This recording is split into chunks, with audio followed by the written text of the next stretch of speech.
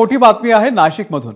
नाशिकमध्ये महाविकास आघाडी आणि महायुती कार्यकर्त्यांमध्ये वादाची ठिणगी पडलेली आहे। नाशिक पूर्वचे महाविकास आघाडीचे उमेदवार गणेश गीते यांचा प्रचार वाहनावरती हल्ला झालेला आहे।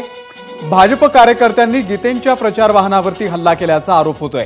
महाविकास आघाडीच्या कार्यकर्त्यांचं पैसे वाटप थांबवण्याचा प्रयत्न केल्याचा भाजपने दावा केलेला आहे। मुकुल कुलकर्णी आपल्याला या संदर्भातले अपडेट देतील। मुकुल, नेमकं काय घडलं होतं आणि आता पुढची कारवाई काय पोलिसांची? अमोल, सुरुवातीपासूनच नाशिक पूर्व विधानसभा मतदारसंघ हा चर्चेत राहिलेला आहे।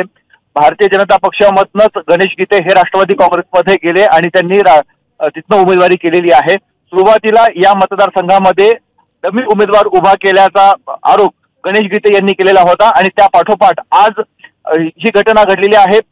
विधानसभा मतदारसंघातल्या पंचवटी पोलीस ठाण्याच्या हद्दीमध्ये भारतीय जनता पक्षाची रॅली सुरू होती आणि त्याच वेळेस भाजपच्या कार्यकर्त्यांना कळालं की गणेश गीते यांच्या कार्यकर्त्यांकडनं पैशांचं वाटप सुरू असल्याची माहिती त्यांना मिळाली होती। त्यानंतर भाजपचे कार्यकर्ते तिथे दोन्ही समर्थकांमध्ये बाचाबाची झाली आणि त्यानंतर हा वाद उद्भवलेला आहे।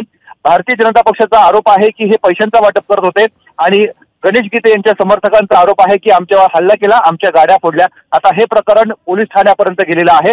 थोड्याच वेळात महाविकास आघाडीचे इतरही नाशिक शहरातले उमेदवार आणि त्याच पाठोपाठ सुप्रिया सुळे या देखील पोलीस आयुक्तांची भेट घेण्याची शक्यता आहे। नक्कीच अपडेट तुमच्याकडून घेऊ। मुकुल, धन्यवाद दिलेल्या या माहितीबद्दल। एबीपी माझा, उघडा डोळे बघा नीट।